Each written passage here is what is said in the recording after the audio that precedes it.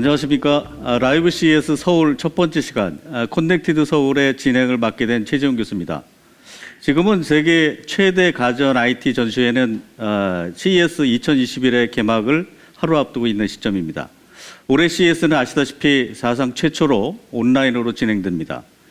미국 시간으로 11일부터 14일까지 개최되는 이번 이벤트 CES 2021은 지금까지의 세계 최다 또는 최대 기록보다는 최초의 기록을 내세우고 있는 이벤트가 될 전망입니다. 지난해 17만 명이 넘었죠. 그 수많은 관람객이 몰린 그런 최대의 규모 행사를 올해는 처음으로 디지털로 전시회를 개최하게 됐습니다. 때문에 전 세계가 이목이 집중되고 있는 시점이고요. 기존 연설자들도 여성 CEO가 50%가 넘는 그런 현상이 보여지고 있습니다. 올해는 우리가 한 자리에 모일 수가 없어서 아쉽기는 하지만 이처럼 CES는 여러모로 이전의 상황과 많이 다를 것으로 예상이 됩니다. 또는 한편으로는 세계가 펼쳐진 새로운 CES가 어떤 모습으로 펼쳐질지 저 역시 상당히 기대되고 있습니다. 그런 의미에서 오늘 마련한 커넥티드 서울 프로그램은 CES 2021의 공식 개막 전 관련 분야 전문가 두 분을 모시고 CES 2021로 보는 기술 트렌드를 조망해보고 다양한 이야기를 나눠보는 시간을 가지려고 합니다. 그럼 먼저 오늘 함께 해주실 두 분 소개해드리도록 하겠습니다. 먼저 EM웍스의 대표이시자 모두의 연구소 최고비전 책임자이신 정지훈 대표님 오셨습니다. 네, 안녕하세요. 예, 저는 개인적으로 정지훈 교수님이라고 말씀을 드리고 있고요. 그리고 다음으로 모신 우리 SK 경제연구소의 김지원 부사장님 모셨습니다. 반갑습니다. 예, 두 분은 우리나라의 모든 IT 역사를 총괄하고 계시고요. 최고의 전문가이시면서 분석가이시기도 합니다. 오늘 이렇게 모시게 돼서 너무 영광이고요. 간단하게 저는 잘 알고 있지만 자기소개를 좀 부탁드리도록 하겠습니다. 네, 저는 지금 EM웍스라고 해서 이제 한국하고 특히 이제 미국 뉴욕시티를 중심으로 한 글로벌 비즈니스 엑셀러레이션 하고 있는 어떤 컴퍼니의 대표도 맡고 있고요. 그다음에 모두의 연구소라고 해서 이제 모두가 연구할 수 있는 연구소 환경도 만들고 그다음에 교육 프로그램 고등교육에 이제 대체할 수 있는 어떤 그런 실험을 하고 있는 모두의 연구소의 이제 최고 비전 책임자도 맡고 있습니다. 그 이외에도 뭐 여러 엑셀러레이터들을 공동 창업한 곳들도 많고 스타트업 투자도 지금 이번에 서울관에 많은 스타트업들이 같이 가는 걸로 알고 있는데 이제 100여 곳이 넘는 곳에 투자를 한 투자자이기도 해서 사실은 제가 제일 어려워하는 질문이 좀 소개해달라고 하는 질문이 제일 어려운 것 같습니다. 예, 감사합니다. 우리 김지원 부사장님. 네. 저는 현재 SK에서 우리 그룹의 딥체인지 그리고 디지털 트랜스포메이션 또 기술 트렌드에 관련된 연구와 해당 연구를 우리 그룹 구성원들에게 써니라고 하는 플랫폼을 통해서 교육하는 그런 업무를 좀 담당을 하고 있습니다. 예, 감사합니다. 두 분을 모시고 CES를 미리 한번 가보는 시간을 갖도록 하겠습니다. 아시다시피 전 세계 ICT 기술의 트렌드가 세계 최대 박람회 CES를 통해서 모두 보여지고 있습니다. 자, 그럼 먼저 우리 정지훈 교수님께서 먼저 CES 2021 미리 가기에 대한 이야기를 한번 나눠보시도록 하시죠. 준비되셨으면 말씀 부탁드립니다. 네, 준비됐습니다. 저한테 주어진 이제 주제가 CES 2021에 대한 프리뷰 그리고 이제 미래를 좀 봐야 되는데 미래시를 좀 켜야 되죠. 왜냐하면 당장 내일 개막을 해서 키노트에서 무슨 일이 딱 일어날지 정확하게 알 수가 없기 때문에 그렇지만 아직까지 밝혀지지 않은 것도 있지만 밝혀진 것들도 많이 있습니다. 스케줄이라든지 이런 것들이 있기 때문에 그런 것들을 중심으로 전반적인 흐름을 한번 체크해보는 그런 시간을 가지도록 하겠습니다. 첫 번째로 지금 보여드리고 있는 이 화면은 사실은 우리나라의 대표 기업이죠. 이번에 삼성전자의 활약이 굉장히 큰 것 같습니다. 예. 왜냐하면 여러 이제 매체에도 알려졌지만 이번에 중국이 불참을 하게 되면서 중국 기업들 수가 확 줄어들었거든요. 예, 그리고 그 다음에 이제 뭐 아무래도 코로나19도 있고 해서 이제 섹터별로 봤을 때 자동차 기업들도 많이 줄고 이제 그런 부분들이 많이 줄어들었는데 삼성전자 같은 경우에는 그 어느 때보다 더 화려한 라인 라인업을 선보이고 있어요. 그래서 이 내용들이 뭔가 이제 보시는 데에는 아무래도 이제 키노트를 보시는 게 좋을 것 같은데, 키노트에서 그 제목이 저는 굉장히 많은 것들을 함축하고 있다고 생각을 하기 때문에, 그럼 보시면은 이게 Better Normal for All이라고 하는 제목을 선택을 했어요. 이게 가지고 있는 내용이 굉장히 심오합니다. 왜냐하면은 보통은 지금까지 CES라고 하면 말 그대로 컨슈머 일렉트로닉 쇼라서 소비자 가전기기 제품을 발표하는 어떤 그런 것이 제일 많았거든요. 그에 비해서 삼성전자가 이번에 발표하려고 하는 메시지의 대부분은 뭐였냐 하면은 코로나19와 함께 집에서 사람들이 머무는 시간들도 많아졌는데, 이 집에서 머무는 기간 동안에 디스플레이 포함해서 냉장고도 그렇고 수많은 전자제품들이 우리의 삶을 어떻게 더 좋게 바꿀 것인가, 이제 여기에 초점을 많이 맞췄다. 이제 이 메시지가 느끼고요. 그 다음에 이제 베러노말이란 말 자체가 되게 중요한 게, 최근에 코로나19와 함께 항상 얘기가 많이 나오던 이야기가 뉴노멀이잖아요. 뉴노멀. 이제 앞으로 코로나19 이전과 이후가 완전히 달라질 것이다. 실제로 지금 우리가 하고 있는 이 버추얼 CES 쇼 같은 경우에도 옛날 같았으면 이게 노멀이라고 생각할 수 없었던 상황이 지금 벌어지고 있는 거잖아요. 근데 이제 뉴노멀을 그냥 얘기하기에는 너무 새로운 것이 들어와서 확 바뀌기만 한 것 같은데, 그런 노멀이 지금보다 더 나아질 수 있다라고 하는 어떤 개념에 이제 말을 집어넣은 거고, 그 다음에 접근성을 굉장히 높이면서 누구나 집에서도 이런 어떤 새로운 노멀을 더 낫게 할 수 있도록 하는 생활에 들어가겠다, 이제 이런 메시지를 담아냈기 때문에 그런 측면에서 굉장히 의미가 있는 어떤 그 내용이라고 생각이 들어요. 그러면서 이제 굉장히 재치 있는 그 키노트 영상의 일종의 이런 거를 이제 트레일러라고 그러죠. 트레일러를 발표를 했는데, 거기에 이제 캡처 화면을 하나 떠왔습니다. 이제 앞에 이제 세바스찬슨, 이제 원래는 이제 프린스턴 대학교 교수님이셨는데 이번에 리서치 총괄을 맡게 되셨죠. 그분이 이제 삼성전자 뭐 하나 뭐 이런 거 보여주고 있다가 안에 외계인들이 막 작업하는 게 나와요.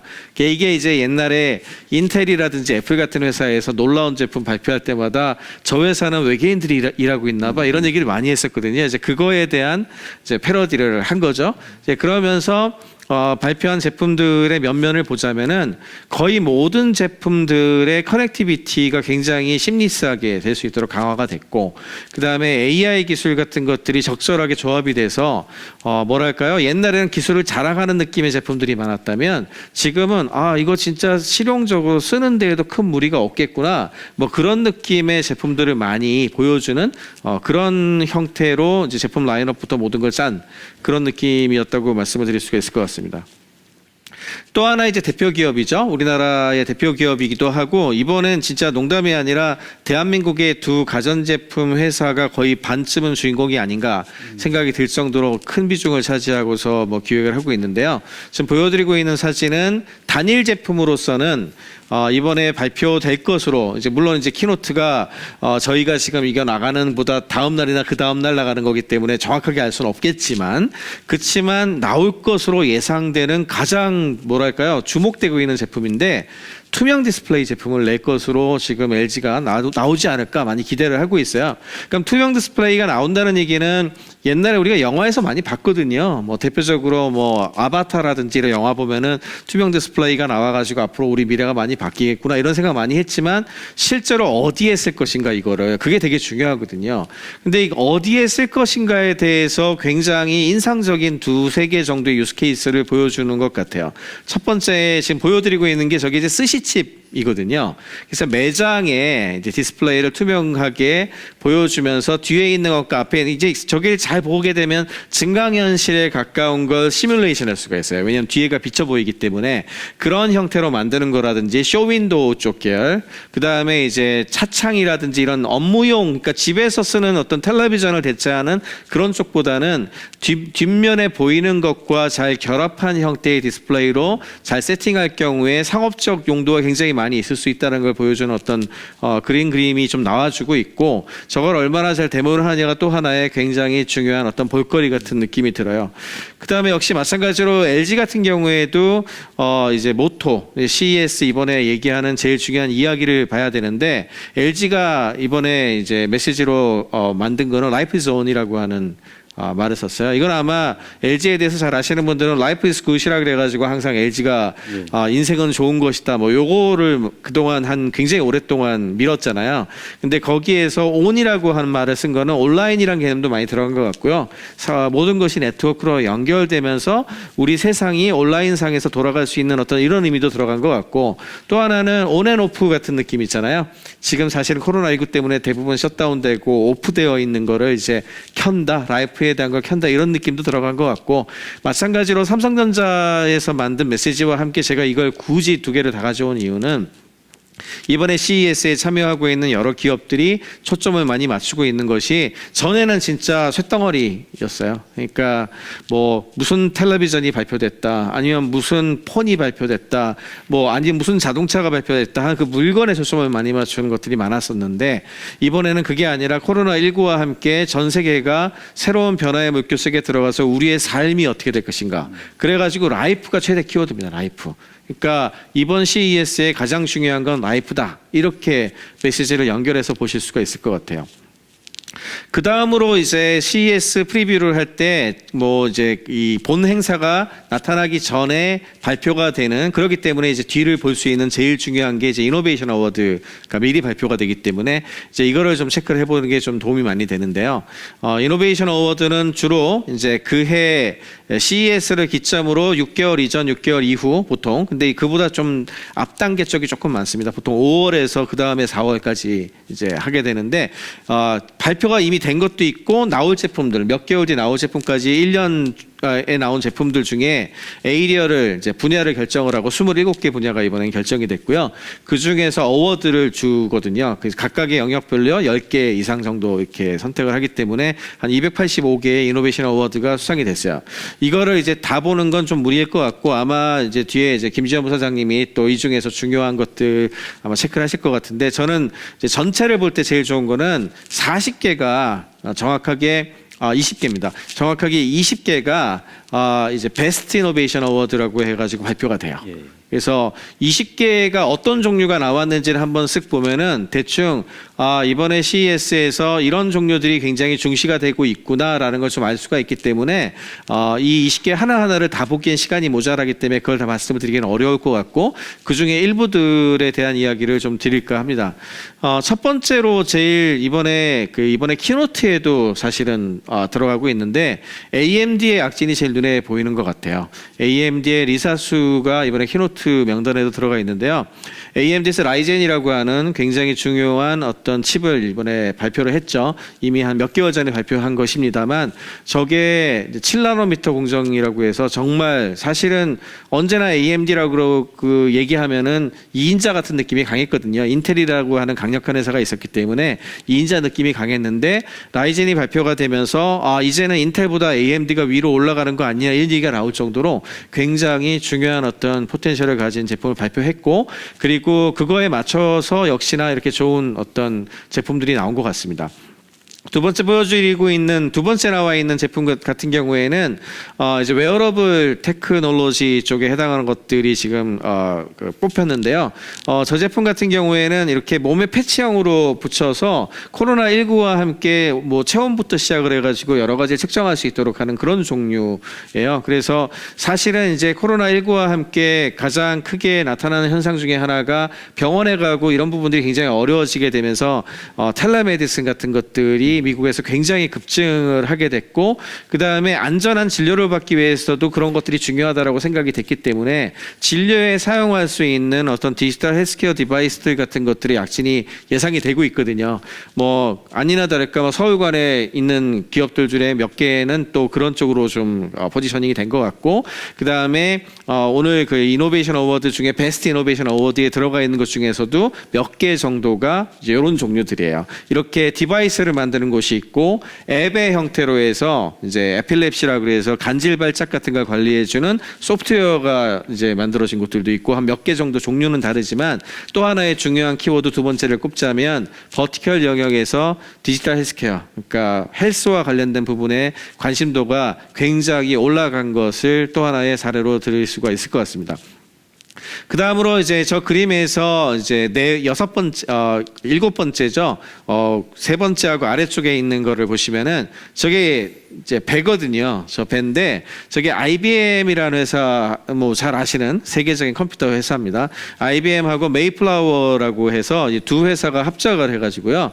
대서양을 횡단하는 프로젝트를 무인으로 했어요. 아마 무인 자동차가 있는데 무인 배도 있어? 이런 얘기 아마 들어보신 분들이 많이 있을 텐데 그래서 AI 캡틴이라는 표현도 쓰고요.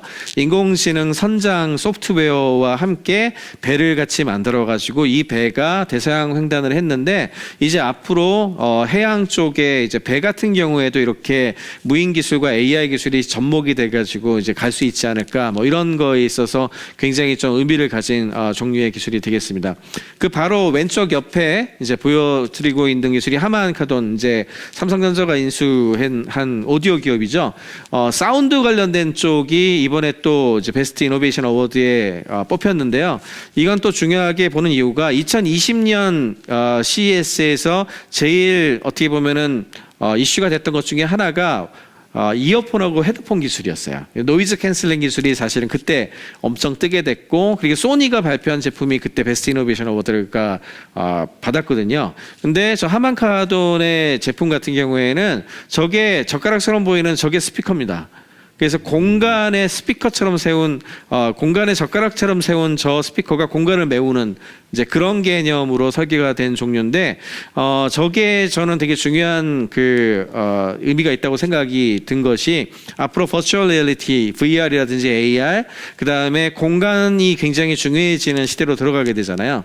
그러면 공간 3차원을 수음하고 3차원의 소리를 들려주는 어떤 그런 공간을 얼마나 잘 만드느냐가 굉장히 중요해질 수가 있는데 그런 부분에 있어서의 어떤 뭐 키워드를 던지는 그런 제품이라는 생각이 들어서 그것도 되게 중요한 어떤 포인트로 보이고요.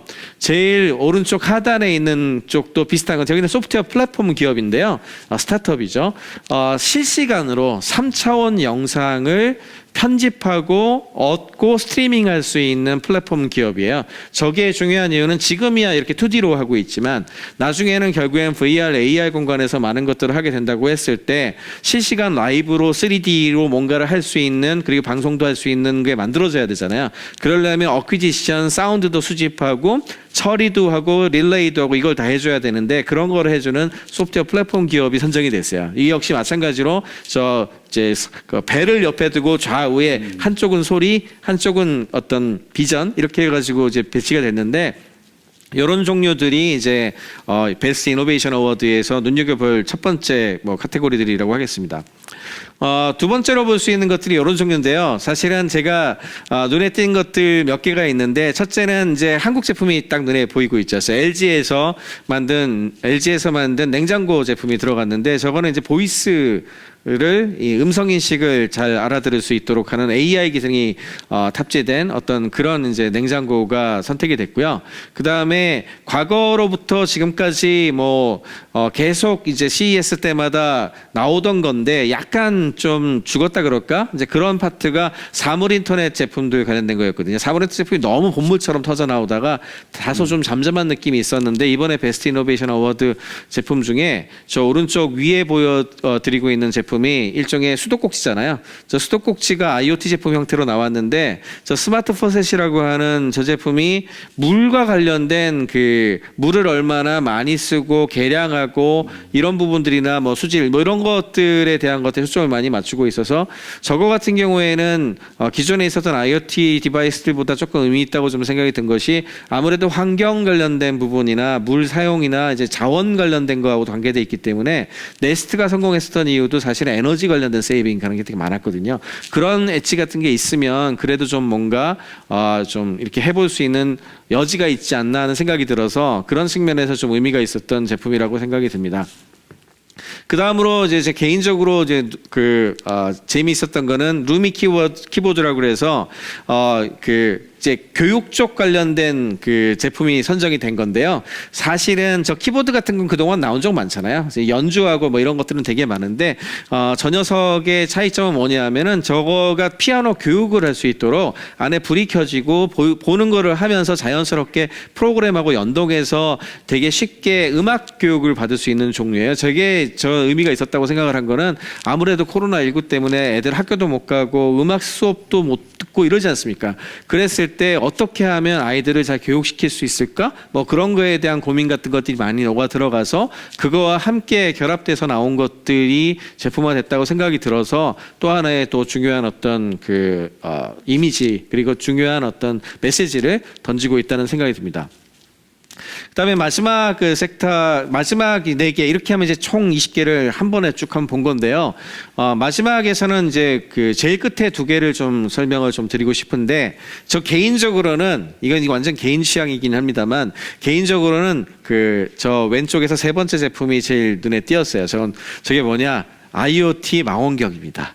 지금까지 항상 디지털 카메라들은 많이 나와서 디지털로 이제 사진 찍고 이런 건 되게 많았었잖아요. 근데 별을 보고 그다음에 하늘을 보고 멀리 거를 보는 어떤 그런 사람들한테 아주 적합하게 쓸 수 있는 것들이 이렇게 많지는 않았거든요. 근데 디자인을 좀 보시면은 이게 진짜 망원경이거든요. 그래서 성운도 보고 뭐 이럴 수 있는데 그거를 영상으로도 그 사진으로도 디지털로 바로 찍을 수 있고 그다음에 볼 수도 있고 뭐 이렇게 만들어진 일종의 그 텔레스콥이라서 뭐 저거는 이제 대세 쪽 관련된 것도 있겠지만 전 개인적으로 저런 거는 하나 있으면 별도 보고 그러면서 디지털도 되게 쉽게 접근할 수 있겠구나 하는 생각이 들어가지고 저거를 좀 눈에 많이 띄었고요. 그다음에 제일 오른쪽에 있는 거는 이제 웨이모의 5세대 자율주행 시스템이 선정이 됐는데 저거의 가장 큰 의미는 벌써 5세대라는 게 제일 큰 의미가 있다고 생각이 들어요. 웨이모가 구글에서 스핀오프한 자율주행 회사인데요. 그동안 1세대 때만 하더라도 사실은 테스트 마켓에 가까웠는데 이제 5세대가 되면서 베스트 이노베이션 어워드가 선정된 것은 이제 실제로 상용 서비스를 시작할 때가 된 거고 그리고 그 정도에 많이 올라와서 특히 도시 기반으로 해서 이제 그 잘 정비가 된 도시들 같은 경우에는 충분히 서비스를 할 레벨까지 올라왔다는 거를 이야기하는 종류라서 또 하나 역시 자율주행과 스마트 모빌리티 쪽은 스마트 시티하고도 관계돼 있기도 하고 앞으로 미래에 있어서 제일 중요한 키워드를 던져주고 있는 게 아닌가 뭐 이렇게 생각이 됩니다. 전체적으로 뭐 이렇게 한번 프리뷰를 하면 20개의 베스트 이노베이션 어워드를 통해서 우리가 이 CES 2021이 얘기하려고 하는 전반적인 테마를 한번 볼 수 있었다고 생각이 들고요. 제일 중요한 키워드는 역시 라이프였다는 생각이 들고 그리고 라이프 스타일을 IT 기술을 통해 가지고 우리가 얼마나 크게 바꿀 수 있는가 이런 부분들의 제품들이 굉장히 많이 나오고 있고 메시지 전달되고 있고요. 강론으로 들어가서는 역시나 뭐 스마트 시티와 관련된 거나 헬스케어와 관련된 부분들 그다음에 모빌리티라든지 이런 부분들 거기에다가 교육이나 이런 내용들까지 한번 쭉 살펴보신다면 그러면 아마 이번 CES 2021을 각각의 제품들은 너무 많아서요. 사실은 버추얼 관들 1000개가 넘기 때문에 그거 다니시는 것도 쉽지가 않거든요. 그렇지만 제일 중요한 것 중에 하나가 커다랗게 숲을 보는 그런 어떤 눈이거든요. 커다랗게 전체의 흐름이 도도한 물결이 무엇인지를 한 번쯤 체크해 보시면 도움이 많이 될 것 같습니다. 뭐 이 정도로 프리뷰를 마치도록 하겠습니다. 감사합니다. 역시 그 CES의 키는 라이프에 대한. 네네. 이번 2021년은 확실히 라이프 스타일 쪽으로 맞춰져 있는 것 같습니다. 코로나의 영향도 역시 네네네. 있었고요. 부사장님 혹시 뭐 어떻게 보셨어요? 뭐 확실히 들으면서 제가 CES를 한 15년 전부터 다녔거든요. 네네네. 그래서 쭉 한번 돌아보게 됐어요. 예. 그리고 진짜 그런 것 같아요. 제가 처음 CES를 갔던 2000년도 전에는 프로덕트, 그러니까 상품들 위주였거든요. 신규 상품 나온 것들. 그러다가 2010년도 그 즈음에는 기술 이야기를 많이 들었던 것 같아요. AI부터 시작해서 자율주행 기능과 뭐 솔루션들. 그래서 최근 들어서는 이제 경험에 대한 이야기를 많이 하고 있는 것 같은데 특히 이제 올해 2021년도 CES는 리뷰해 주신 것처럼 우리 일상, 뭐 리빙, 그리고 라이프 이런 것들에 대해 초점이 좀 많이 맞춰지겠구나라는 생각이 좀 드네요. 네네네.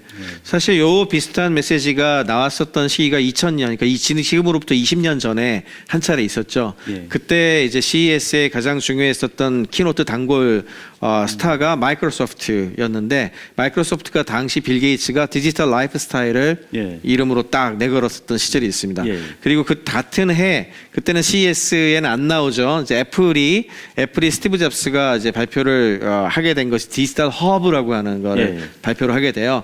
그때 이후에 처음으로 뭐랄까요 이렇게 좀 거대한 어떤 라이프와 관련된 아젠다를 세팅을 한 20년 만에 이제 그런 일이 벌어진 것 같습니다. 예.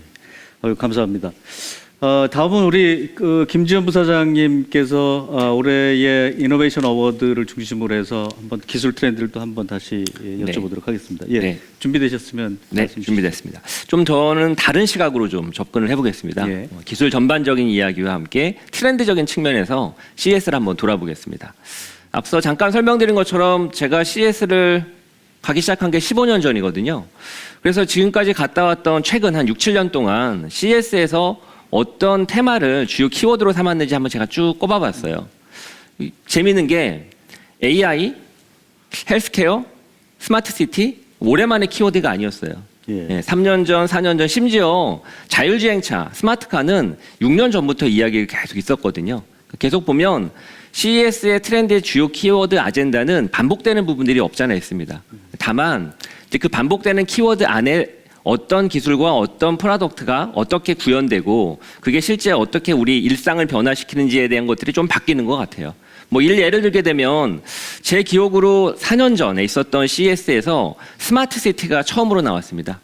그 스마트 시티와 관련된 여러 가지 솔루션들 그리고 도시를 어떻게 기술이 바꾸는지 이런 변화에 대한 이야기들이 그 당시에 있었고요. 그러면서 자율주행 그리고 모빌리티가 스마트 시티의 어떤 역할을 차지하는지에 대한 이야기도 있던 걸로 기억을 해요. 그리고 4년 전 그때 한참 중국 굵기라고 그래가지고 중국 업체들이 이때부터 보물처럼 막 예. 참여하기 시작했거든요. 올해 이제 CES에서는 중국이 싹 빠졌죠, 사실 여러 가지 이슈로 인해서. 그런데 작년까지만 해도 미국에 이어서 중국이 가장 많은 전시 업체를 참여할 만큼 사실은 중국의 호황기라고 봐도 무방합니다. 그리고 작년, 재작년도 CES 갔었을 때 가장 큰 경험 중에 하나가 AI에 대한 이야기가 많이 있었는데 과거의 AI하고 좀 달랐습니다. 작년, 재작년에는 스마트홈 속의 AI, 그래서 집안에서 AI 어시스턴트를 통해서 주변에 있는 모든 가전기기와 전자기기가 어떻게 연동되는지에 대한 그런 씬에 대해서 여러 가지 경험을 이야기하는 게 작년도, 재작년도에 제가 많이 발견했던 주요 포인트 중에 하나였습니다. 근데 그런 측면에서 보면 이 키워드를 쭉 돌아놓고 보면 올해 CES 2021년도의 주요 키워드는 뭘까? 작년, 재작년, 그리고 3년 전과 일부 반복되는 키워드도 있는데 제 눈에 띄는 키워드 중에 하나는 사실 가장 큰 것 중에 하나가 키워드의 변화가 좀 생겼어요. 그러니까 옛날처럼 기술 이야기나 이런 이야기를 하는 게 아니라 그 과거에 했던 기술 키워드는 좀 사라지고 경험에 대한 이야기가 좀 많이 나오는 모습들을 보이고 있거든요. 그런 측면에서 아까 정기훈 교수님이 이야기했던 것처럼 라이프 중심, 리빙 중심으로 바뀌고 있는, 즉 솔루션 중심으로 바뀌고 있는 것 같아요. 기술 그 자체가 아니라 기술이 우리 일상과 우리 삶 그리고 더 나아가서 우리 비즈니스에 어떤 변화를 가져다 주는지에 집중을 해서 그와 관련된 키워드가 좀 선정되는 그런 분위기를 좀 보이고 있습니다. 그래서 제가 올해 2021년도 이제 CES에서 우리가 집중해서 봐야 될 지점은 과거와 좀 다른 포인트로 봐야 될 것 같다는 생각이 들었습니다. 그래서 6년 전, 5년 전에 CES의 주요 아젠다의 키워드를 보면 주로 하드웨어 디바이스와 기술에 대한 이야기가 많았었다. 그리고 3년 전, 4년 전에는 AI와 관련된 이야기를 했는데 그게 기술적인 접근보다는 솔루션 중심이었었다. 근데 이제 올해부터는 CES에서의 우리가 중요해서 봐야 될 관점 중에 하나가 우리 일상의 경험 그리고 그 경험을 만들어내는 비즈니스의 혁신 그 부분에 대해서 CES를 잘 들여다봐야 되겠다. 그래서 내일부터 있을 CES에서 여러분들이 아마 여러 가지 상품들, 여러 가지 기술들을 들여다볼 때 가장 주안점을 가지고 봐야 될 점은 이 프로덕트와 이 기술이 우리 일상을 어떻게 변화시키고 더 나아가서 그 안에서 어떤 비즈니스의 기회가 있을지에 대해서 집중을 해서 들여다보면 옥석이 좀 가려질 것 같습니다.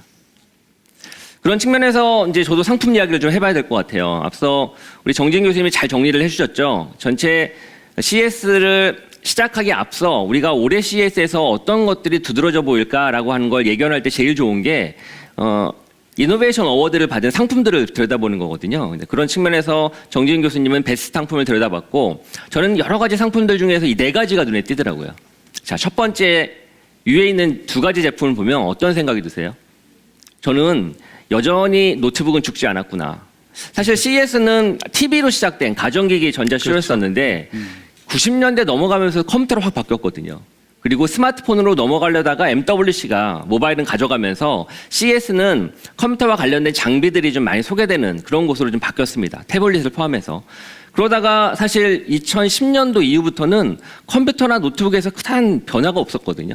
근데 올해 CES 2021년도에는 노트북부터 시작해서 일부 이런 컴퓨터와 관련된 액세서리가 큰 주목을 받았어요. 근데 그 이유가 뭘까요?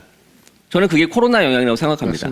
네, 코로나는 사실 집에 있는 시간을 더 늘렸죠. 그러면서 재택경제 시장을 활성화시켰고 예를 들면 재택근무, 집에서 일을 하고 재택수업, 집에서 공부를 해야 되고 그러면 당연히 스마트폰보다는 더 넓은 화면, 훨씬 더 컴퓨팅 파워가 좋은 그런 장비들에 관심을 가질 수밖에 없겠죠. 그런 측면에서 올해 CES 2021년도에 이 노트북 제품이 선정됐다는 건 코로나로 인해서 집이 중요한 화두가 되었다. 그래서 집에서 인터넷과 컴퓨터를 어떻게 쓰는지와 관련된 기술들이 못해도 2, 3년 동안은 주요 트렌드가 될 것이다. 이야기를 해드리고 싶고요. 왼쪽 아래에 있는 제품. 이건 마치 로봇 청소기처럼 실내 곳곳을 돌아다니면서 집 안을 정화시켜주는 공기청정기입니다. 기존의 공기청정기는 움직이지 않았죠. 근데 이 공기청정기는 돌아다니면서 왜냐하면 집안도 곳곳에 따라서 위치에 따라서 공기가 안 좋은 오염도가 높은 곳이 있을 수 있거든요. 더 나가서 이제 우리 레스토랑부터 시작해서 오프라인에 있는 실내 공간에는 코로나로 인해서 여러 가지 방역 문제도 있죠. 근데 그럴 때 이 제품은 특정한 공기 오염을 측정을 해서 그 곳에 가서 집중적으로 방역을 시켜주는 그런 디바이스라고 이해하시면 될 것 같아요. 그 측면에서 보면 역시 이 제품도 코로나가 가져다준 수혜주죠. 맨 마지막 오른쪽 아래에 있는 제품은 몸에 부착하는 웨어러블 디바이스입니다. 이 장치는 몸에 부착을 함으로써 신체의 모든 것들을 측정을 하고 이걸 기반으로 VR 디바이스나 AR 디바이스와 같은 메타버스 디바이스를 잘 쓸 수 있도록 도와주는 제3의 입력 장치라고 보면 되죠. 그동안 컴퓨터는 키보드와 마우스와 같은 입력 장치를 통해서 작동을 시켰고 태블릿과 스마트폰은 손가락을 이용해서 터치로 작동시켰죠. 그런데 AI 시대가 되면서 목소리를 통해서 보이스를 이용해서 음성으로 조작하는 것들이 이제 일반화됐고요. 이제 앞으로는 VR과 AR 같은 디바이스는 기존의 키보드나 손가락이나 음성이 아닌 제3의 입력 장치가 필요하죠. 그게 바로 이러한 몸에 부착하는 형태의 센싱을 통해서 우리 몸의 움직임과 여러 가지 제스처를 측정하는 방식으로 VR 디바이스나 AR 디바이스를 아마 조작할 겁니다. 그런 측면에서 보면 앞으로 코로나로 인해서 우리가 경험한 가장 큰 변화 중에 하나가 온라인을 더 많이 사용하게 됐다는 거거든요. 근데 온라인은 사용하다 보면 오프라인에 비해서 현장감과 몰입감이 떨어질 수밖에 없다고요. 기존에 있던 온라인 컴퓨터와 태블릿, 스마트폰은 오프라인을 쓰면서 온라인을 병행해서 쓰는 거였죠. 그런데 집에서 아예 오프라인과 차단된 채 온라인만 쓰다 보면 그리울 수밖에 없어요. 과거의 오프라인의 현장감과 몰입감이. 콘서트장에 가서 가수를 보면서 박수를 치고 온몸을 구르면서 콘서트를 보는 것과 집에서 평면 모니터에서 보는 건 당연히 예전에 그 감동이 나올 수가 없죠. 근데 그런 측면에서 보면 코로나는 온라인의 경험을 기존보다 진일보하는 필요성들을 대두시켰습니다. 그래서 저는 코로나가 앞으로 메타버스를 더욱더 본격화시키는 촉매제가 될 거라고 생각하는데요. 근데 그런 측면에서 보면 네 번째 소개해드린 이런 디바이스는 메타버스를 더욱더 고도화시킬 수 있는 제3의 입력 장치, 그런 액세서리 시장도 앞으로 커질 거라고 보고 있습니다. 그래서 이 네 가지 제품들을 곰곰이 놓고 보면 결국 코로나가 기술을 많이 변화시켰구나. 그리고 그 기술들은 앞으로 우리 일상에서 새로운 경험을 가져다 주겠구나. 이런 것들을 좀 생각해 볼 수가 있을 것 같습니다. 자, 그리고 마지막으로 한번 정리를 해보겠습니다. 올해 CES 2021년도를 통해서 앞으로 기술 트렌드는 어떻게 변화시킬 것인가? 저는 5가지의 꼭지로 이야기를 해드리고 싶어요. 첫 번째, 여전히 AI다. 다만 기존에 다루었던 AI와 달리 올해 AI의 재미있는 점은 2021년도는 앞서 설명드린 것처럼 코로나로 인해서 집에 있는 시간이 늘었다고요. 그러면서 집에 있는 컴퓨터나 노트북, 태블릿을 넘어서 로봇 청소기와 냉장고와 세탁기와 더 많은 기기들이 인터넷에 연결됨으로 인해서 그 인터넷에 연결된 기기들이 하모니를 이루어 과거에 우리가 집에서 느끼기 어려웠던 새로운 편의와 새로운 즐거움을 제시할 수 있는 수준으로 거듭나야 됩니다. 그러려고 하면 단순하게 가전기기, 전자기기가 인터넷에 연결돼서 끝이 아니라 클라우드에 있는 AI가 스마트홈을 만들어줄 수 있는 그런 방식으로 고도화돼야 되겠죠. 더 나아가서는 집도 과거와 달리 이제는 코로나가 안전과 방역을 중시시켜주면서 과거와 달리 안전을 더욱더 강조시키고 있습니다. 그런 측면에서 보면 AI는 올해부터는 집에서 어떻게 쓰여질까? 더 나아가서 안전과 방역을 위해서 AI 기술이 어떻게 응용될까? 이런 측면에서 활용될 것 같습니다. 그래서 올해 CES 2021년도에 전시한 업체들을 쭉 놓고 보니까 상당 부분이 사물 인터넷 쪽에서는 보안 카메라라든가 혹은 집에 사람이 얼마나 출입했는지 그걸 카운터하는 그런 기기라든가 이런 것들이 많이 선보였다는 걸 좀 볼 수가 있었죠. 두 번째는 자율주행입니다. 근데 자율주행은 그동안 우리 거리를 돌아다니는 스마트 시티 안에 있는 모빌리티 수로의 자율주행만 검토가 됐었는데 올해 재밌는 게 캐타필라부터 시작해서 몇 개의 중장비 회사들이 자율주행 기능을 기반으로 해서 농사를 짓거나 트랙터, 더 나아가서 특정 목적으로 활용하는 것들이 좀 늘어나고 있어요. 그런 면에서 보면 자율주행은 이제 더 버티컬되고 있다. 단순하게 자동차에 대입되는 게 아니라 보다 많은 용도의 특수 차량에 접목되는 자율주행이 고도화될 것이다. 그래서 자율주행이 좀 더 많은 산업 영역으로 버티컬 영역으로 팽창되는 계기가 아마 앞으로 좀 펼쳐질 것 같다는 생각이 두 번째로 들고요. 세 번째로는 아까 우리 정지훈 교수님도 말씀하셨는데 저는 올해 키노트 중에 가장 기대되는 것 중에 하나가 AMD의 CEO인 리사수 대표의 키노트예요, 사실은. AMD의 비전을 이야기할 텐데 앞서 이야기했던 칩셋 발표도 좀 기대가 되지만 앞으로 이 CPU나 GPU 더 나가서 반도체 또 코프로세서의 시장이 크게 변할 것 같습니다. 그렇죠. 그래서 그런 면에서 보면 앞으로 반도체는 제2의 부흥기에 접어들 것 같다는 생각이 들어서 세 번째 키워드를 좀 꼽아봤습니다. 그리고 네 번째로는 앞서 이제 설명드렸던 것처럼 메타버스와 관련된 시장에 대한 성장이고요. 더 나아가서는 즉 재택경제. 집에서 있는 시간이 늘어나면서 재택경제와 관련된 솔루션들이 더욱더 고도화될 것 같아요. 뭐 예를 들면 줌부터 시작해서 더 나아가서는 집에서 수업을 듣는 여러 가지 재택 수업과 관련된 솔루션들. 그래서 집에서 경제 활동을 할 수 있는 이건 기술이 아니죠. 다양한 형태의 솔루션과 소프트웨어, 클라우드 기술들 이런 것들에 대한 주목이 앞으로 펼쳐지지 않을까 이렇게 생각이 듭니다. 그런 측면에서 보면 여러분들도 올해 CES 2021년도는 이 5가지의 기술들이 어떻게 변화되고 있고 어떤 회사가 어떤 상품들을 만들어내고 있는지를 주목해서 보면 훨씬 더 앞으로의 트렌드를 예상하기 쉬울 것 같습니다. 감사합니다. 이 두 분 말씀을 들으니까 이제 환하게 기술 트렌드를 볼 수 있는 것들이 제가 2년 전에 인텔의 CEO가 자기네들 프로세서를 설명하는 걸 봤는데 2년 만에 리사수로 대치가 되는 아주 그런 그렇죠. 현상들이 네. 벌어졌네요. 어마어마한 사건이 벌어졌죠. 네. 정 교수님 어떻게 보신 네. 말씀 어떻게? 뭐 이게 그 지난 1년 사이에 벌어진 어떤 시나리오의 맥락과 거의 쫙 일치가 돼요. 처음에 이제 코로나19가 딱 닥쳤을 때 일단 대체품 필요하니까요.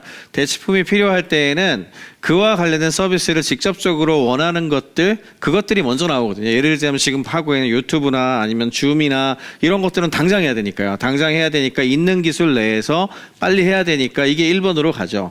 근데 그치만 이게 단기 대응이 아니고 이제 장기로 가지 않습니까? 장기로 가게 되면 사람들의 라이프 생활과 패턴이 바뀌게 되는데 라이프 생활과 패턴이 바뀔 때에는 새로운 투자를 하죠. 지금 다 단기 투자가 아니고 내가 더 잘해야 되는데 이런 투자가 들어가야 되는데 그것 때문에 이제 제가 작년 2020년 초에 가장 중요하게 봤었던 것이 이제 이게 이제는 아마 공식 용어가 될 것 같은데 홈 오피스웨어 시장이라고 불러요. 그러니까 집에 아예 오피스를 갖춰 놓는데 그게 소프트웨어일 수도 있고 하드웨어일 수도 있는데 그와 관련된 섹터들 그 중에서 아까 보여드린 뭐 컴퓨터 PC 계열이라든지 뭐 노트북이라든지 아니면 사운드 시스템이라든지 카메라 이게 다 이제 그에 해당하는 거고 심지어는 가구들 이런 것들 인테리어 뭐 이런 거 다 들어가는 거거든요. 그런 종류들을 집에서 충분히 할 수 있도록 하는 쪽으로 바로 넘어가는 이제 그게 들어간 거고요. 이제 세 번째는 이것들을 그 다음 단계로 레벨업 시켜야 되거든요. 그 레벨업을 시키려면 이 2D 가지고 되는 문제가 아니잖아요. 2D 이상으로 넘어가야 되는데 2D 이상으로 넘어가려면 메타버스로 갈 수밖에 없죠. 네, 메타버스로 가기 위한 이제 오큘러스 같은 경우에는 제가 페이스북이 정말 적절한 시점에 이게 지금 그 어포더블 프라이스로 좋은 가격으로 나와버려가지고 아마 엄청난 변화가 나타날 거라고 저는 개인적으로 생각을 하고 있는데 되는데 그러면 그거를 서포트해주는 제작 시스템이라든지 환경이 나와야 되는데 그러려면 사운드와 이미지와 뭐 이런 걸로 가게 되는 거죠. 그와 관련된 부분들. 그 다음에는 얘네들을 만들려면 재료가 있어야 되거든요. 예. 재료 쪽으로 하면 부품으로 넘어가는데 그 이전에 처리했던 거하고 다른 걸 처리해야 되잖아요. 그러니까 한마디로 말해서 그 다른 걸 처리해 줘야 되는 반도체 칩들은 그냥 한 회사가 제너럴한 형태의 칩을 만들어 갖고 몽땅 다 커버할 수 있는 종류가 아니에요. 어떤 거는 AI로 액셀러레이션 해야 되고 어떤 거는 통신 부분을 조금 더 세게 해야 되고 어떤 거는 이제 3D 렌더링을 해줘요. 어떤 거는 예. 이미지 처리해야 돼. 어떤 거는 이제 음성 관련된 걸 해야 돼. 이렇잖아요. 예. 그런 종류들의 것들을 만드는 반도체 회사들이 여러 개가 한 회사가 뭐 점령할 것 같지가 않아요. 여러 개가 제일 잘하는 회사들이 예, 예. 굉장히 빠르게 성장할 것 같고 이제 그런 식으로 이렇게 이게 그냥 따로 떨어져 있는 게 아니고요. 지난 1년간 쭉 연결된 같이 구도가 연결. 2021년 CES IC 트렌드에 고스란히 다 들어가서 보입니다. 예. 말씀 감사하고요. 저희가 CES에 대한 그 이야기를 좀 이렇게 나눠보도록 하겠습니다. 저는 사실 기술적인 내용도 굉장히 중요하지만 그 CTA 회장님께서 뭐라고 얘기를 하셨냐면 CES 2021은 새로운 경험을 제공할 것이다 이렇게 얘기를 하셨어요. 그게 무슨 얘기냐면 지금 온라인으로 처음 이렇게 벌어졌잖아요. 그렇죠. 그러니까 네. 사실 이게 내일 이제 오픈을 한다고 하면 이게 도대체 어떤 형태의 모습을 가질 것인가에 대한 부분이 굉장히 궁금한데 어떻게 생각하세요? 이 마이크로소프트하고 같이 협의를 한 것으로 봐가지고는 이제 영상은 팀즈를 사용할 거고, 네. 네. VOD 기반으로 할 거고, 뭐 텍스트, 예, 네, 일단 사실은 작년도에 코로나19와 함께 가장 수혜를 본 기업 중에 이제 여러 회사가 있지만 뭐 예. 제일 사람들은 줌 많이 떠오르시겠지만 예, 예. B2B 기업 시장에서는 마이크로소프트의 약진이 어마어마했거든요. 그렇죠. 예. 그 중에서 이제 팀즈라고 하는 제품군이 어마어마하게 발전을 했고 사실은 그 뒤에 이제 세일즈포스닷컴이라는 회사가 슬랙이라는 걸 30조에 인수하면서 큰 이슈가 예. 됐는데 그것도 사실은 팀즈가 너무 뜨니까 그에 대한 대응이라고 보는 시각이 되게 많거든요. 다르게 생각을 하자면 팀스라고 하는 것이 이제 장점이 뭐냐하면 프로덕션 도구이면서 동시에 이렇게 회의도 하고 여러 가지를 해줄 수 있는 도구로 만들어졌었기 때문에 어떻게 보자면 협력도 가능하고 채팅도 가능하고 미팅도 가능하고 그러면서 뭐 이런 어떤 프레젠테이션도 보여줄 수 있는 그런 장점이 있기 때문에 선택이 된 것 같고요. 예. 다만 이제 사실은 좀 아쉬운 점이 없잖아 있어요. 왜냐하면은 지금 이런 정도의 이벤트를 만들고 그 다음에 경험이라고 하는 것들을 얘기할 것 같으면은 예. 조금 모험적이더라도 이제 2D 기반보다 3D 기반 쪽으로 넘어가는 거를 준비를 했더라면 조금 더 재밌지 않았을까? 아니면 좀 도전적이긴 할 텐데요. 2D 기반이라고 이제 예상을 하고 계시는. 네네. 지금 현재는 아마도 지금 올해 2020년과 2021년을 가장 많이 썼던 그런 어떤 그 중계 시스템에 가까운 것 쪽으로 많이 가 보여서 예, 그런 쪽으로 진행되지 않을까 좀 보고 있습니다. 그 인공지능 번역 얘기도 나오고 부사장님 어떻게? 올해 뭐 CES는 어쨌든 자동 번역으로 예. 여러 국가를 또 번역을 지원한다고 하니까 근데 저는 그거보다 아무튼 새로운 실험이잖아요. 오프라인에 있었던 수만 명이 모여가지고 전시장에서 돌아다니면서 부딪히고 상품도 만져보고 그리고 그거 가지고 토론을 하고 또 바로 거기에서 이제 실질적인 거래가 이루어지는 예, 예. 그게 다 온라인으로 바뀐 거거든요. 온라인으로. 근데 저는 이제 감히 예상을 해보면 팀즈를 선택한 게 신의 한 수 같아요. 오히려. 왜냐하면 팀즈는 사실 줌이나 기존에 있던 슬랙보다 기능상으로 부족한 건 맞아요. 절대적으로. 예. 근데 큰 장점 중에 하나는 팀즈는 여러 가지 컨버전스가 잘 돼 있거든요. 예를 들면 발표 자료 업로드, 또 프레젠테이션 진행하면서 라이브 브로드캐스팅으로 그러면서 토론을 하고 토론 끝난 다음에 이메일을 주고받고 이 모든 일련의 과정 프로세스가 한 군데 다 담겨 있거든요. 예. 반면에 줌은 예를 들어 화상 카메라 컨콜을 하기에 적합한 것이지 이게 자료를 어떻게 공유하고 이런 데에는 부족한 부분이 많거든요. 그러니까 단절돼 있다고요. 그런 면에서 팀즈를 선택한 건 원래 오프라인에서 컨퍼런스를 열게 되면 컨퍼런스에 모여서 상품을 보고 예. 상담을 하고 그 다음에 돌아가서 이메일을 주고받으면서 그 이후에 거래가 이루어지거든요. 이게 다 단절돼 있거든요. 예, 예. 근데 온라인에 이걸 다 한꺼번에 처리할 수 있게끔 만들어주고 그 솔루션으로 팀즈가 사실 적합하긴 해요. 기능으로는 부족하지만. 그런 면에서 보면 저는 팀즈를 선택한 올해 CES는 마이크로소프트 입장에서 엄청 큰 수혜일 것 같아요. 그렇죠. 앞으로 모든 네. 컨퍼런스는 네. 아마 팀즈로 이루어질 가능성이 높아질 거예요. 예. 첫 번째. 이거 첫 번째고요. 두 번째는 더 중요한데 아마 참관객 수는 많아도 참관객 수는 많겠죠. 그냥 온라인이고 가격도 저렴하기 때문에 예. 기존에 있었던 참관객 수보다는 많을 거예요. 근데 전시업체 수는 40% 줄었거든요. 네, 실제. 그리고 아마 작년 대비해서 흥행도 그렇게 성공하지 못할 거예요. 네. 근데 단 얻는 건 뭐냐? 비즈니스적인 성과는 꽤 클 것 같아요. 일례로 아까 잠깐 설명드린 것처럼 기존에 저도 CS를 가면 관심 있는 상품 보다가 잠깐 대화 나누고 단절되거든요. 예. 100개를 봐도 100개 다 본 다음에 한 50개 정도 관심 있다. 그리고 돌아와서 한 20개 정도 연락해봐야지 하면 연락 못하고 그냥 흐지부지 되는 경우가 되게 많아요. 그렇죠. 이 기록에 남지도 않고. 그런데 온라인이잖아요. 다 남을 거 아니에요. 예. 예. 그리고 쉽게 컨택을 다시 할 수 있을 거 아니에요. 그것에 끝나는 게 아니라 데이터가 분석될 거거든요. CS에서의 과거 오프라인에서의 데이터는 제한적이었는데 이제 온라인에서 어마어마하게 많은 데이터가 수집되기 때문에 CTA 입장에서는 이 데이터를 활용해서 내년도 내후년도에 할 것들이 엄청 늘어날 거예요. 예. 그런 면에서 획을 긋지 않을까 이런 생각은 좀 듭니다. 그것도 또 다른 시각의 네. 그 말씀이시네요. 저는 사실 경험이나 어떤 이런 협의에 대한 부분이 굉장히 제약적일 거다라고 생각하셨는데 말씀 들어보니까 이제 그럴 이유가 있겠네요. 원래 저기 우리 CES는 원래 이제 3C가 있잖아요. 네네네. 컨버전스 또는 커넥티비티, 차이나. 그다음에 이제 하나가 차이나가 있었는데 차이나가 이렇게 쫙 빠지면서 네네. 어떻게 보면 한국 기업이 기회일 수도 있다라고 더군다나 우리나라 기업들이 이제 그렇죠. 온라인에 굉장히 네네. 강점이 있기 때문에 그런 부분은 또 어떤 기회들이 또 주어질까요? 아무래도 그동안에는 진짜 그 현장에 가도 예. 중국 제품들이나 중국 기업들이 너무 많기 때문에 그거에 따라서 사실은 어떻게 보면은 묻힌다 그래야 되나? 이제 예. 그런 느낌이 좀 있었거든요.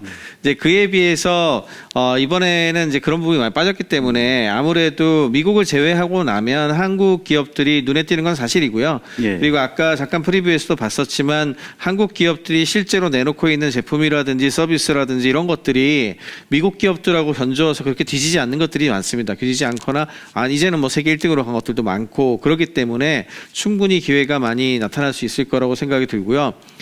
그리고 아까 저는 부사장님이 하신 말씀에 저도 전적으로 동의를 하는 게 학회들 같은 경우에도 온라인 학회들이 지금 많이 열렸거든요. 예, 인터내셔널하게. 그 중에서도 AI 관련된 쪽이나 이런 쪽들은 굉장히 활성화가 돼가지고 잘 됐단 말이에요. 이럴 때 그 잘하고 있는 곳들은 어째서 잘 됐냐고 얘기를 하냐 하면은 과거보다 더 커넥티비티가 높아져서 교류가 높아지는 현상이 나타나요. 예. 그리고 예를 들자면 포스터 같은 것만 하더라도 프레젠테이션 녹화해 놓고요. 요즘에는 게더타운 같은 게 있어가지고 게임처럼 돌아다니면서 가면은 바로 볼 수 있는 이런 종류들이 플랫폼으로 제공이 되거든요. 그러면 그렇게 해서 얻은 친구들하고 지속적으로 연결을 지을 수가 있으니까 옛날에는 사실 명함 주고받거나 인사할 그것도 얻기가 힘드니까 예. 잠깐 포스터 듣고 가버리게 되면 연결이 끊기잖아요. 이제 그런 측면에서 봤을 때 장점이 되게 많았는데 그리고 나중에 이게 그 등록한 사람들은 아카이빙을 한 것들을 나중에 보거나 따로 분석해서 보거나 이럴 수가 있어갖고 예. 이게 후광이 좀 많이 남는데 그런 측면에서 우리나라 기업들이 사실은 오프라인보다 더 기회가 있을 것 같아요. 왜냐하면 옛날에는 잘 아시겠지만 한국이 들어가는 곳들이 이제 메인 컨퍼런스장이 아니고 이제 센즈라고 약간 그 옆에 있는 옆에 부속 사이드 건물 쪽에 있죠. 쪽에 예. 들어가잖아요. 그러다 보면 바이어들이나 굉장히 좀 잘 아시는 분들이 사실이 너무 커서요. 그거 좀 다니다가 힘들어갖고 센즈까지도 못 가는 사람이 너무 많거든요. 그래가지고 노출 자체가 잘 안 되는 경우가 되게 많았는데 지금 버추얼 같은 경우에는 그런 부분이 되게 적고 되려 검색을 하거나 아니면 자기의 관심 분야 같은 것들을 찾아가지고 이렇게 쉽게 들어가 볼 수가 있기 때문에 노출의 측면에서 바라보자면은 되려 예. 오프라인으로 할 때보다 한국 기업들이나 한국 서울관에 들어가 있는 친구들 같은 경우에도 되려 과거보다 더 많이 컨텐츠를 받을 수도 있지 않을까. 예. 물론 뚜껑이 열려봐야 아는 거니까 근데 좀 두고 충분히 봐야 되겠습니다. 아니 저는 네. 사실 뭐 걱정이 좀 됐었는데 네네. 두 분 말씀 들어보니까 더구나 저기 그 차이나가 빠지면서 한국 기업이 기업 순위로서는 2위죠. 2위. 그렇죠, 2등이죠. 네. 작년에 그래서 중국이 2위였다가 예. 거꾸로 됐으니까 중국이 아마 10분의 1로 줄었을 거예요. 작년 10분의 1000개 넘었는데 전시업체가 예. 올해는 100개 단위로 줄었으니까 그런 측면에서 저도 전적으로 공감이 가는 게 우선 상품이 많아야 되는데 우리가 어쨌든 중국보다 상품이 많아졌고요. 예. 그리고 전체적으로 전시 업체의 상품 수가 줄었기 때문에 주목도는 당연히 많이 상품을 낸 곳에 주목받을 수밖에 없어요. 첫 번째. 두 번째로는 저는 좀 다른 시각 중에 하나가 한국 사람을 제가 이제 CS나 MWC에서 가만히 보면 되게 샤이해요. 샤이하다고 부끄러워서 예, 예. 그렇지. 예, 중국은 막 저돌적으로 왔다 갔다 하고 막 그러는데 네, 우리는 좀 맞습니다. 샤이하거든요. 그러다 보니까 오히려 평가절하되는 부분들이 많아요. 근데 온라인은 그럴 필요가 없어요. 왜냐하면 다 이미 준비돼 있고 예. 그리고 영상 편집 기술이나 이런 것들이 되게 뛰어나거든요. 또 우리 한국이 예. VOD를 만들고 상품에 대해서 잘 소개하고 카메라로 아주 멋지게 또 촬영도 하고 이런 것들이 남다르기 때문에 그런 면에서 올해는 양적인 면에서나 질적인 면에서나 온라인이 오히려 우리 한국 업체들한테는 기회가 되지 않을까 이렇게 생각을 해봅니다. 그래서 제일 안타까운 건 이제 라스베가스 같은 도시가 제일 안타깝죠. 그렇죠. 바르셀로나도 예, 마찬가지고 예, 와가지고 난리가 와가지고 났죠. 사람들이 예. 많이 써주고 그래야 되는데 사실 라스베가스 최근에 펀딩 받고 있더라고요. 펀딩이라고 기부 좀 해달라고 예, 예. 뭐 이런 얘기들도 할 정도로 지역 경제가 안 좋아지는 건 사실이지만 그 다음에 이제 한국에서 나가시는 분들도 사실은 해외에 가서 한번 둘러보기도 하고 이런 어떤 예. 기회를 얻었던 것들도 예. 있는데 그게 좀 없어졌다는 건 좀 안타깝긴 한데 되려 비즈니스 성과만 보자면 되려 더 나쁘지 않지 않을까 하는 생각도 좀 듭니다, 진짜.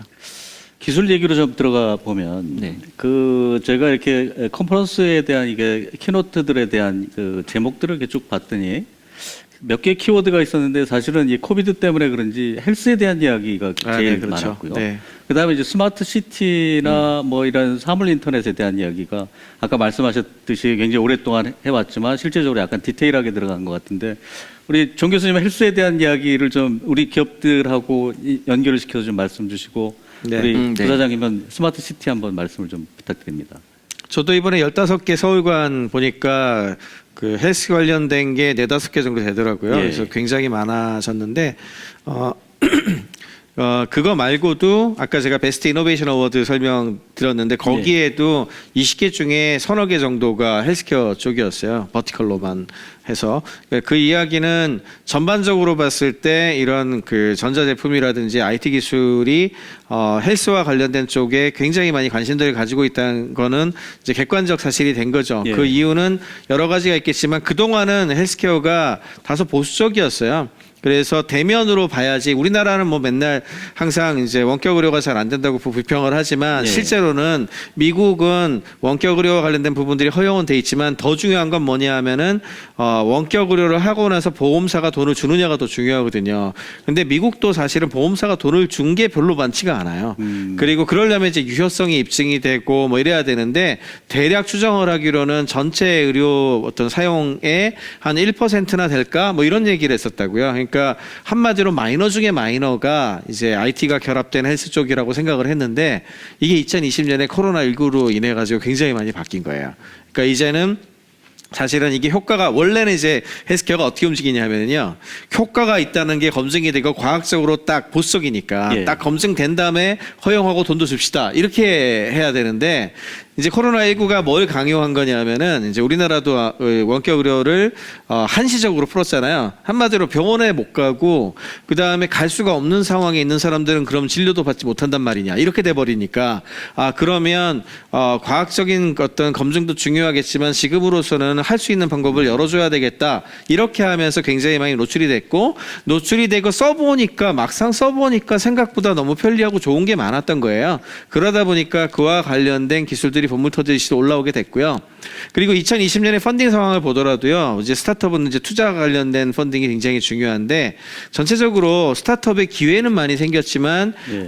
아무래도 이제 경기가 위축이 많이 됐었기 때문에 LP라 그래서 돈을 투자하는 돈이 양이 좀 줄어가지고 투자는 좀 하반기에 좀 풀렸지만 상반기에는 전 세계적으로 좀 줄었었거든요. 예. 그럼에도 불구하고 헬스케어 섹터만큼은 다 굉장히 크게 성장했어요. 네, 그렇죠. 예. 우리나라도 그랬고 미국도 그랬고 그 이야기는 앞으로 이제 IT와 결합된 디지털 헬스 분야가 이런 그 버티컬한 도메인 측면에서 봤을 때 예. 어떤 영역 측면에서 봤을 때는 가장 중요한 어떤 영역 중에 하나로 확고하게 자리 잡는 그런 사태가 되지 않을까 이렇게 생각을 하고 있습니다. 예, 감사합니다. 그 스마트 시티 네, 스마트 시티, 사물 인터넷. 예. 헬스와 함께 스마트 시티 그리고 사물 인터넷도 CS의 단골 키워드 중에 하나였었거든요. 그리고 올해도 여전히 예. 또 스마트 시티와 사물 인터넷 관련된 여러 가지 기술들이 선보이고 있는데 우리 서울시에서 크게 세 가지 전시를 열더라고요. 하나가 헬스, 방금 이야기했듯이. 그리고 두 번째가 에코, 세 번째가 리빙으로 알고 있는데 두 번째 에코가 사실 스마트 시티하고 연동이 돼요. 왜냐하면 스마트 시티의 핵심 기술들이 여러 가지가 있는데 사실 근원적으로 들여다보면 지속 가능하기 위해서 재생에너지가 필요하거든요. 그런 면에서 보면 서울시에서 전시업체로 참여하고 있는 곳에 한 4군데 정도가 이 EV, 즉 전기차 관련된 에너지 솔루션 쪽 관련된 거나 혹은 재생에너지 관련된 여러 가지 기술들을 가지고 있는 스타트업들이더라고요. 근데 그런 측면에서 이 기술들을 가지고 있는 스타트업의 상품들, 솔루션은 에코 쪽과 연동이 됨으로 인해서 스마트 시티에 한 일조를 할 수 있지 않을까 이렇게 싶어서 앞으로 지금 귀추가 주목되는 그 영역이 아닌가 싶고요. 두 번째, 사물 인터넷은 사실 리빙과 연관이 돼요. 왜냐하면 사물 인터넷은 뭐 공장에도 쓰일 수 있고 여러 가지 산업 섹터에서 활용될 수 있지만 앞서 잠깐 제가 얘기한 것처럼 코로나가 가져다 준 가장 큰 변화는 집의 중요성이거든요. 예. 홈의 중요성. 집이 좀 더 편리해지고 스마트해지기 위해서는 집에 있는 가전기기와 전자기기가 인터넷에 연결돼야 되고 그렇게 연결된 그 기기들은 클라우드에 데이터가 모아져서 과거에 제공하지 못했던 새로운 경험을 제공하기 위한 AI가 필수적이죠.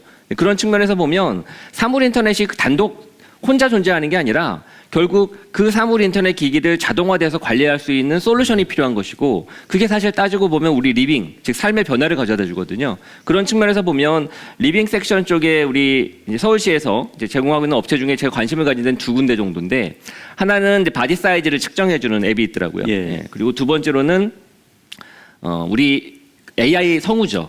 그러니까 우리의 목소리를 자동으로 캐치를 해서 제가 말하지 않은 것도 제가 말하는 것처럼 우리 음성을 흉내내는 그런 AI거든요. 후자 같은 경우에는 당연히 이제 스마트홈 플랫폼에 AI 어시스턴트에 잘 활용될 수 있고 그것도 영역도 되게 다양할 수 있을 거예요. 그래서 그런 영역이 활용되기 좋고요. 뭐 영화 콘텐츠 만들 때도 활용될 수 있고 다양하니까요. 그런 측면에서 스마트홈, 사물 인터넷에 AI 어시스턴트에 활용할 수 있는 내재화된 기술로 되게 중요한 역할을 할 것 같고 아까 바디 사이즈 같은 경우에는 사실 오프라인에 물건을 예전처럼 오프라인에서 쇼핑할 수 없다 보니까 온라인 쇼핑이 늘었고 온라인 쇼핑을 하려다 보면 특히 이제 우리 옷과 관련된 부분들은 신체 사이즈가 정확히 측정돼야 되잖아요. 그런 측면에서 보면 이제 그런 앱을 활용을 해서 집에서 훨씬 더 많은 온라인 쇼핑을 할 때 유용하게 쓰일 수 있는 AI 기술이기 때문에 그런 기술들도 앞으로 좀 여러 면에서 사용성이 좀 높아지지 않을까 이렇게 생각을 해봅니다. 두 분 말씀을 들으니까 막 엔돌핀이 돌기도 하는데 이제 마지막으로 제가 사실은 지금까지 이제 기술에 대한 이야기하고 리빙에 대한 이야기들을 많이 말씀해 주셨는데 어떻게 보면 여기 이제 참가하는 기업들한테 네. 이렇게 뭐 간단한 충고 내지는 뭐 네네네. 예, 그런 말씀을 좀 간단하게 좀 해주시면 감사하겠습니다. 뭐 아까 뭐 김재무 부사장님이 잠깐 언급하셨는데요. 코로나19로 인해 가지고 진짜 뉴노멀, 베러노멀 이런 얘기가 나오고 나온 사건은 그냥 단순히 2021년에 CES를 이렇게 버추얼로 한다는 것만 바꾸는 건 아닌 것 같아요. 우리들의 사고 방식부터 시작해서 가치관이라든지 생활 같은 것도 되게 많이 바뀌고 있는데 우리나라 IT 기업들 특히 동아시아 쪽 IT 기업들 대부분 제가 그런 경우를 되게 많이 보는데요. 코로나뿐만이 아니라 이게 이제 기후 위기도 그렇고 글로벌하게 굉장히 많은 사건들이 앞으로 닥칠 가능성이 높아요. 인류 측면에서 봤을 때. 그러면 이제 가장 중요한 키워드가 서스테이너빌리티라고 하는 키워드가 되겠죠. 근데 상대적으로 동아시아에 있는 기업들이 거기에 대해서 다소 둔감해요. 스타트업이고 큰 기업이고 다 포함해서. 그래서 흔히 이런 걸 이제 글로벌 이서스테이너빌리티라는 표현을 쓰는데 이런 어떤 전자 기술이 서스테이너빌리티를 증진시키는 거에도 어마어마한 도움이 되고 있다는 증거도 있고 여러 가지도 되게 많거든요. 그런 것들을 모토도 좀 내세우고 알리고 하면서 우리가 우리 지구와 우리의 사회의 삶 같은 것들을 얼마나 더 잘 서포트해 줄 수 있는지 이런 부분들에 대한 메시지도 좀 많이 담아서 향후에는 좀 나가보면 단순히 우리 기술 좋습니다, 우리 제품 좋습니다 이거 자랑하는 거 말고 전 세계를 끌고 나갈 수 있는 철학과 아젠다도 좀 얘기해 줄 수 있지 않을까 이제 그런 것들도 좀 할 때가 되지 않았나 좀 더 이렇게 큰 꿈을 그런 큰 꿈을 네, 그렇습니다. 그 얘기를 좀 드리고 싶습니다. 예. 부사장님은 어떻게? 저는 전시 업체 또 그리고 이제 참관객들 대상으로 좀 조언을 하자면 이런 생각이 들어요. 제가 CES나 MWC 같은 글로벌 컨퍼런스를 가면 가장 많이 배우고 느끼게 되는 게 뭐냐면 거의 한 6일, 일주일을 멀리 떨어져 있잖아요. 예, 있죠. 단절되잖아요. 제 업무와 이 공간과. 그러면 전혀 다르게 내 일상을 또 나의 인생을 내 비즈니스를 돌아보거든요. 거기서 사실 인사이트가 되게 많이 나와요. 예. 근데 온라인 컨퍼런스는 그럴 수가 없어요. 아마 틀림없이 온라인 컨퍼런스 참관하시다 보면 하루 8시간, 9시간 계속 앉아있지 않을걸요. 옆에서 누가 뭐 회의하자고 부를 수도 있고 밥 먹어야 되고 예. 그러다 보면 그런 몰입감이 떨어질 수밖에 없거든요.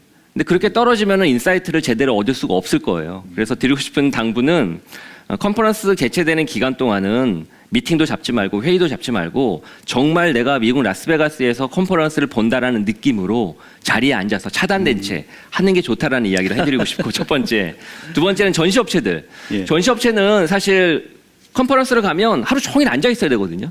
손님을 기다리면서 같이 이야기를 나눠야 되니까. 예. 근데 온라인은 그렇지가 않아요. 온라인은 그렇지 않잖아요. 근데 그렇지 않게 되면 당연히 얻어가는 게 전혀 없어요.